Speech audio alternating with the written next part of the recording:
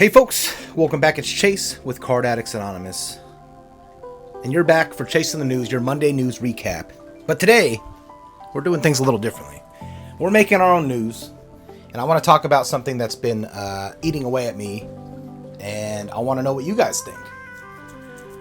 So, what I want to talk about today is, does scarcity in the TCG hobby create interest in the hobby, right? Is there a correlation between the two? Does it start with interest in the hobby and create scarcity? Or is scarcity creating this false interest in the hobby? Which is what I believe, and I'm going to try to show you why I believe that in this video today. But I want you guys to engage with this and let me know what you guys think the future is going to hold for the hobby, because I think there's grim times ahead, in my opinion. Because, well, let's just get straight into it, okay?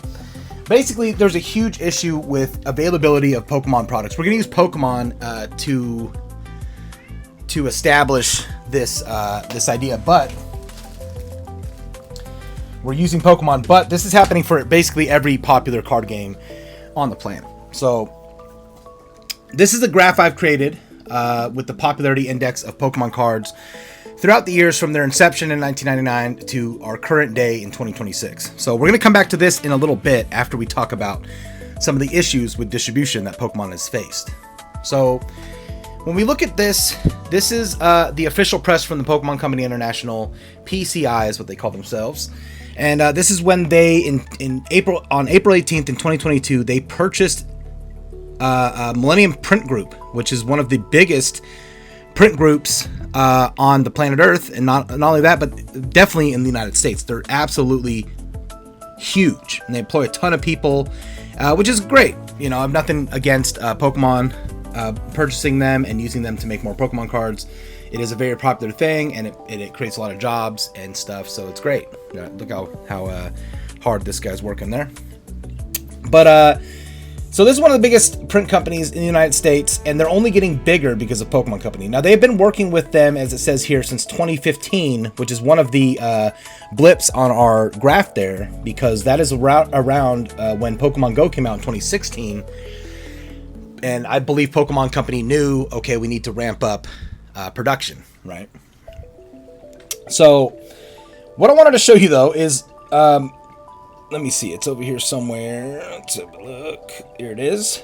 So, Millennium Print Group, which is owned by Pokemon Company now, is making in North Carolina, in Morrisville, North Carolina, they're making a gigantic new printing facility that's almost solely going to be focused. In fact, I think it's solely going to be focused on Pokemon cards. Okay? So, they already print a ton of Pokemon cards. Don't let the false scarcity in the market make you believe that there isn't a ton of Pokemon cards out there, because there are a ton. I have seen warehouses that are just filled from top to bottom, 30 foot tall warehouses filled with Pokemon cards on pallets from these distribution companies not actually distributing them, trying to sell them online, which is a huge problem that we're facing right now, and something that I think Pokemon Company should have been working towards fixing, as opposed to attempting to print Pokemon cards into oblivion, which I believe is what they're going to be doing here. So the total space is 1.27 million square feet, combining a 400,000 square foot of existing space and an 866,000 square foot new building. I don't know if you realize how big that is. That is humongous.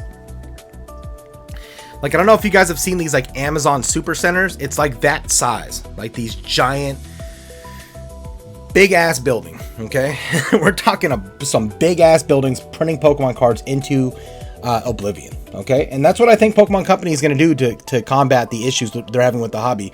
Is it going to fix some of these issues?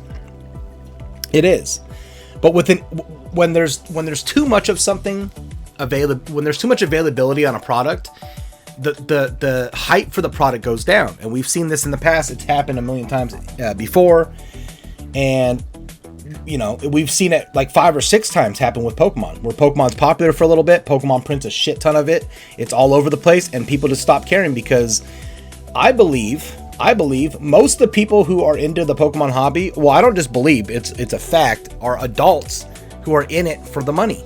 Like 50% of all Pokemon fans that buy the cards at least are not in it because they like the cards or care at all about the cards. They are buying them as like assets, like valuable assets that they could invest in, right? So I think this is an interesting answer to the issue, because if there's so much of it out there that these distribution companies literally can't, not only can they not house it, but they can't afford to just sit on these things for years until they become valuable again. And they're going to have to start selling it to the distribution, to the local game stores and Targets and whatnot, right? But they didn't only do this. They also purchased Excel Brands, which is like the second biggest, other than like MJ Holding. They're like the second biggest distribution company in the United States for trading cards, right? So by buying Excel Brands, you've already seen the... This was only this year in February. So like a lot of this stuff isn't going to like take effect until like probably fourth quarter of 2026. So towards like Christmas, November, Christmas time, there should be more Pokemon cards on the shelves. But I'm already seeing the effect of this by my local game store having Pokemon cards, like a lot, like a decent amount, you know.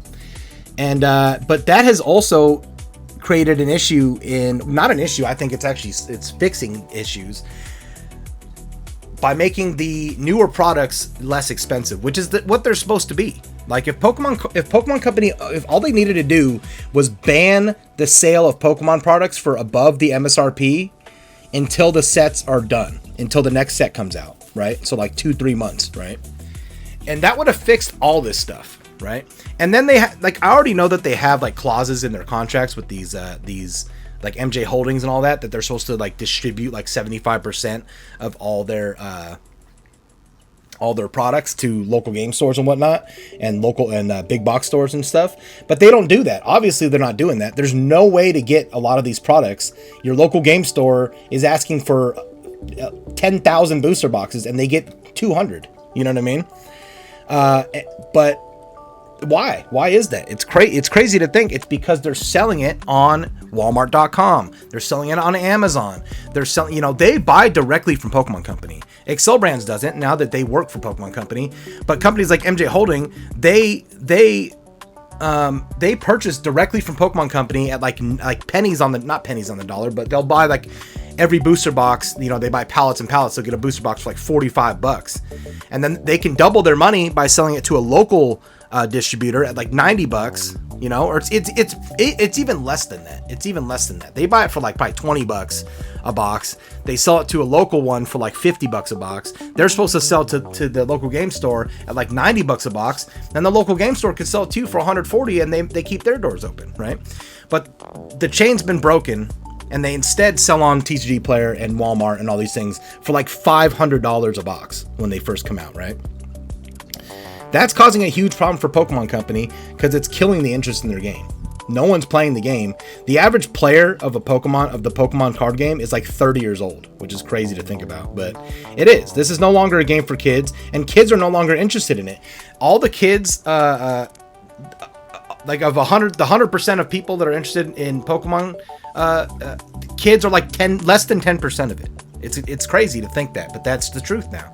It's all of us like millennials and stuff, like watching, not watching the anime, but playing the game, which nobody even does anymore, or collecting the cards. It's all adults, right? We're the only ones who have money to buy this stuff, right? So I mean, it makes a little bit of sense. But as we can see on this graph here, we had the base set craze, which was absolutely nuts. I don't know if you guys remember that. If you're old enough to, I am. I remember when this came out. When the card game came out, it was absolutely nuts. I remember waiting in line with my parents. It was just like it is now, where they limited it to like what you could buy, like 2 booster packs at a time at EB Games, and we would sit there in line with like 400 people. It'd take like 4 hours to get through this line to buy 1 pack. You know, it was wild, but those were the times. And we used to play the game in the local game store, and you get the badges and stuff that Pokemon would send to the game stores. You get badges for participating in the different tournaments, and I'd make sure to go to every one so that I could fill out my badges and have I still have them somewhere. They're probably probably worth money at this point. But those were great times, fun times in the hobby. But I fell out like everyone else did as I got older. Once I started like junior high school and high school, I kind of just dropped Pokemon cards altogether, and then found it again in my adulthood when I had money to buy the things, right? So that was a huge craze, though. It was gigantic, probably the first biggest craze. It was just as popular back then as it was during the pandemic. So think about that. Almost as popular was in the pandemic, right? But then we had a huge slump, and a lot of sets came out during this time, and Pokemon Company wasn't selling well. The cards weren't selling well, so they fell into a large slump by like 2023, right during the e-card series. That's when they really had a huge slump, right? Then they had a ton of sets come out between then and their next biggest hitter, Pokemon Go, in 2016, right? So that was like right at the end, the tail end of the X and Y era, right? And then that was a huge boom in Pokemon card collecting. Huge. Not as huge as it was going to get to, but it was already on a rise up there, right? And that's when we had sets like, what's crazy is that they had the e-card series, right? This series, I know a lot of people don't remember these. I remember these cards. And they're really expensive, and like sealed booster boxes are crazy expensive, because this is a time when Pokemon didn't sell a lot of products, so they didn't print a lot of products because people weren't buying them. You know, you can go to any card store and you would be able to find these, like they'd have boxes and boxes of these that no one wanted it, you know. The cards are also ugly. I don't like the stupid little e-card stuff on them. They're gross. But some people have a huge nostalgia for them. I get it. You know, it is what it is. But then at the beginning of Sun and Moon, and like mid Sun and Moon, or first off, we had Pokemon Go. Let's talk about Pokemon Go. Huge boon in the hobby. Everyone was playing this shit. I know you were playing it. Don't lie to me. You were playing Pokemon Go. Everyone was playing this. It was really fun at the time. And this is kind of what got me back into Pokemon, to be honest. I remember playing Pokemon Go. Even like people would be at the bar playing Pokemon Go. Like it was such a crazy time to be alive. And it was really fun, and the game's probably still fun. I don't have time anymore to do stuff like this, but back in my just 10 years ago or whatever it was, I had way more time on my hands, and I was doing shit like this, you know, and everybody was. But it made a big boon back in the hobby as well. So people were buying cards again. This Pokemon Go set was terrible, but after that, when they had like a Sun and Moon went pretty hard, and then of course I think the biggest next boon was right around Sword and Shield Evolving Skies. This was a huge set, and this is the first time I remember, because I've been buying cards all the way through X and Y. Sun and Moon, I was still buying cards already. I wasn't playing the game. I haven't played the game in years, but I was buying cards and collecting during Sun and Moon. And Sword and Shield hit, and Sword and Shield was huge. I enjoyed the game a lot. I know a lot of people played the game and enjoyed the game, Sword and Shield. It was pretty fun. And Evolving Skies was huge, probably the best set of that era. But they were printing a lot of cards at this time. And still, during this time, Pokemon cards weren't that big. You could go into any freaking Target and you would see it would look like this at Target. Let me try to find a picture of it. It looked like this. You'd go into a Target and your Target would look like this. It would be packed to the brim with Pokemon cards. Like, yeah, I could buy anything I wanted. You could go in there and buy whatever you wanted. I'd buy a ton of this stuff, right? when people walk into a Target and they see Pokemon cards like this, they don't care. There's no interest in buying these because they're freaking everywhere. No one cares anymore. You know what I mean? That makes people only care about things that other people care about. Very few people think for themselves. People are like, we're all sheep, right? People don't think for themselves. They think what other people think. It's a group mentality, and I'm not saying it in a bad way. That's kind of what keeps us together, is thinking the same. You know what I mean? Thinking the same stuff, believing in the same things, right? But when you see stuff like this, you think nobody else cares about this stuff, so why the fuck would I care about it? I don't want to buy any of this stuff. Nobody else cares about it. You know what I mean? And it was like this for a long time. I mean, even during sets like 151, I think that like this wasn't like people act like 151 was this huge boom in the hobby. This wasn't. You could go to freaking Target and see there would be 20 freaking ETBs on the shelf. Like there was nobody cared. Nobody cared when this first came out. Like I cared. I liked it. I liked the set. I thought it was great. But a lot of people, nobody cared about this. I probably bought 50 freaking ETBs from Target, like just directly from Target. Nobody was waiting in lines outside of Target trying to get this stuff. Nobody cared. Nobody cared, right?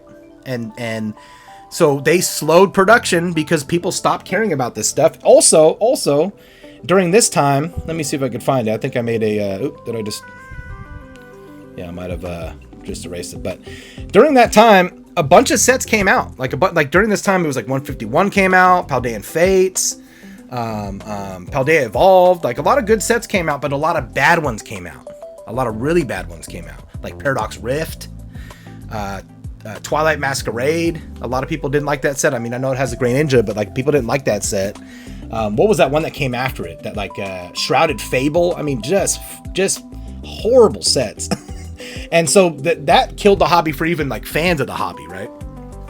Paradox Rift, Temporal Forces was terrible too. And so this stuff was everywhere. I could go into the freaking store and buy one for $90, but no one else was buying them. They were freaking everywhere. And when people see that there's stuff to buy, they don't want to buy it. People want to buy the shit they can't get. People get FOMO for stuff they can't have, right? And they don't want to buy something that nobody else wants to buy. That's just how people are. You're not going to get a lot of new people in the hobby because it's everywhere. There's no scarcity. There's no, you know, people want things that other people want. They don't want things that nobody else wants. You know, very few, like I said, very few people think for themselves, right? That's where I get the scarcity equals interest in our hobby, because that's truly what it is, you know? Like during this time, during the pandemic, you were having like Logan Paul and all these people get into the hobby, and like it made it. That was maybe a natural scarcity at that time, right? That was a natural scarcity at that time. But I think what happened is these distributors realized that if they could keep that going, if they could keep that scarcity going, it would make the hobby, it would blow the hobby up, because then the prices of things could go up, then they could make more money. That's when we got into this stupid card. Oh Lord, this stupid freaking Pikachu, dude. This is what ruined the hobby forever, right? Maybe forever. Well, until Pokemon ruins it themselves. This card was like $1,000 when it came out. This stupid looking card. I think it's. I mean, this is like with the weird like rainbow border. I hate this set in particular, but this card especially, I have an absolute hatred for, because I think this is the beginning of the end for getting cards at a normal price. This is when. This was artificially inflated. This card was completely artificially inflated. And then what they did was they made it really hard to get Surging Sparks boxes. Like right after this set came out. It was actually like a month after this set came out that this card blew up. That it was artificially created. This completely artificially blew up.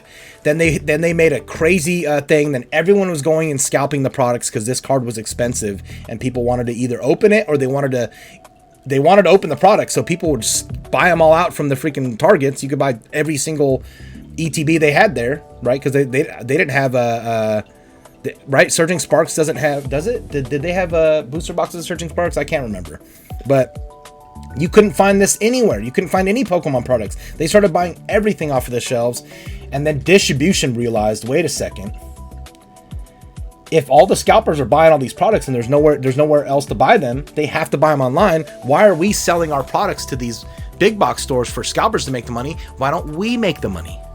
Why don't we make the money? And that's what they started doing. And that they've created a false scarcity by withholding all the product. But it keeps interest in the hobby because it's hard to get. You see what I'm saying? You see where there's a correlation between no products available and people wanting the products. When the products are available, people don't care. People don't care about the product. And the problem is, you have to admit it. I know if you're watching this, you're probably a Pokemon fan, but the average Pokemon fan doesn't care about the game. They don't care about the cards. They don't care about any of this shit. They buy the products to resell them online. That's who buys 50 to 80% of the product, are people buying it to resell it to people like me and you. So if that stops, if these scalpers and all these people stop buying the product, but Pokemon Company is where's that one here? This one. But Pokemon Company is going to print to oblivion, and I've heard through the grapevine that they're not only going to be printing current sets with these kind of manufacturing buildings, right? These facilities. They're going to reprint a bunch of other stuff. They're going to reprint 151. They're going to reprint all kinds of stuff. 151, Surging Sparks, all this stuff, which is going to destroy the market for singles, for current singles, and 100% destroy the market for unopened product, which is great. I think the market for an open product should be destroyed completely. These sick people who are buying all the product and forcing moms who already have 2 jobs and 3 kids to try to buy something for their kid's birthday at like 3 times the price of Pokemon's MSRP. It's just disgusting. I would love that to stop. But what I'm saying is, if those people aren't buying all the product to get it off the shelves, there's going to be product all over the shelves, and it's great. It sounds great for me and you, but I don't think Pokemon Company realizes how much of a difference it's going to be. I think the interest in TCG hobbies in general is much more niche than they think it is. You know, and I was talking to Pix about this. If you don't know Pix is my partner on my live streams and one of my best friends. He thinks that it's going to be offset by kids getting back into the hobby. Kids are 10% or less of this hobby. Kids don't play Pokemon no more. They don't even care. They don't even play the games. It's all 30-year-old men and women doing this stuff. You know what I mean? So I just don't see it. I just don't see kids getting back into the game big enough for it to make a difference. I think you're going to see Pokemon cards everywhere, all over the shelves, and and it's not going to sell like they think it is. And I think that's going to be just as much of a problem that we have now, because eventually Pokemon Company is going to realize, okay, people don't care about this game as much as it is. Let's stop printing it again, and it's going to create another crash and boom in the market, and we're just going to get into the same issues that we've been having since day one. All right. So, like the pandemic boom, right? This was like a perfect storm for Pokemon, right? 500 to 600% as lockdown millennials, which is us, okay? If you're probably watching this, you're probably 25 to 30, or you're probably 30 to 40, let's be honest. And celebrity streamers like Logan Paul and all these speculators and all these people buying all the stuff, all the product, thinking that they're investing in something, right? They're investing in something. They don't care about the product. They're not even opening the product. They don't care about the cards. You know what I mean? And this is going to happen again. It's just going to happen again. They're going to create another boom. Or is Pokemon the one causing this, all these issues? If after they do all this stuff, there's still these issues after this, like in 2028 when they have finished creating that facility, if there's still issues like this, then it's Pokemon doing it. You know what I mean? Then it's Pokemon doing it direct. Imagine if it was Pokemon selling all that product on TCG Player. Imagine if they just made all those fake. Half of those accounts are fake accounts. You can see them. It's like 25,000 sold, not a single review. No one's ever reviewed them. like who are these people trying to fool? And I don't like. It's my opinion that TCG Player is completely corrupt. After they were bought by eBay, it's just completely corrupt. It's a completely corrupt thing. It's great to buy singles on it, but for unopened product, they should not be allowed to sell unopened product on there that's current generation products. Like, you could sell all the vintage stuff you want, but if you're selling the set that just came out Friday for $700, there's an issue there. There's a huge issue there. And when companies like that become the scalpers, that's when you have a real problem with your product, and that's what's happening now. But when there's not a scarcity of the product, there is no interest in this product. It's not nearly as big as it is. In fact, I think it drops by like 50%, because I think 50% of the interest in this hobby is only people in it for the money. So let me know what you guys think, though. Do you guys think that Pokemon reprinting this product to oblivion, as we can see here, that they're building this giant campus to build to print more cards? They don't need to print more cards. The cards are out there, folks. If you go on TCG Player, you can find people with 50, 60 booster boxes, like 20 of them, 30 of them. And that's only the ones they listed. Once those sell, they'll put another 30 or 60 on. There is product out there. They're just not getting to you at MSRP because there's a secondary market that's been created by these people, and Pokemon Company isn't getting any of it. And they want to find a better way to do this where they're selling the products directly. I'm sure they're working on stuff like that, and they've already got the logistics now. So that's the next step, is Pokemon Company selling directly to consumers, which, you know, might be good, but it's going to be bad for the local game stores. Say goodbye to like 50% of your local game stores if they're not the ones selling the products. It's just this disgusting cycle, and it happens every time. It's happened in multiple times in the past. But I want to know what you guys think. Am I seeing this all wrong? I don't think it's possible to debunk the scarcity equals interest. The interest, they follow each other. It's a chicken and the egg story, right? It started hard to get because everybody wanted it. Pokemon Company could have never thought how big it was going to become in America. You know, like there's no way they could have expected that, and that's why there was a scarcity at the beginning. But every time they print too much of the product, people lose interest in the product, right? And I think it's just going to happen again. And doing this is not the answer. Building a giant facility to print everything into oblivion is not the answer. But that's what they're going to do. That's what they're doing. And I wish that they would just go after the people that are the bad actors in the hobby and fix it. That's what they need to do. They have all the power here. They make the cards. They have all the power here. Stop selling to anybody that they know is elite, like scandalously selling on TCG Player. MJ Holdings has already been caught selling product directly on freaking on Amazon. Like, it's we know they're doing it. So like, you know, there's easy ways to fix this stuff. I just don't know why they're deciding to do this. But it is what it is. Hope you guys enjoyed the video. Hope we get a good discussion down in the comments. I want to hear what you guys think. And make sure to like and subscribe. Join us on the Discord. There's a link in the description down below where we can talk more. And we do free weekly giveaways every single week. There'll be at least one card we're giving away. Usually awesome cards from our custom card makers. So you're not going to want to miss out. And until next time, guys, stay safe. Keep that smile on your face. And I will see you in the next one. Chase out.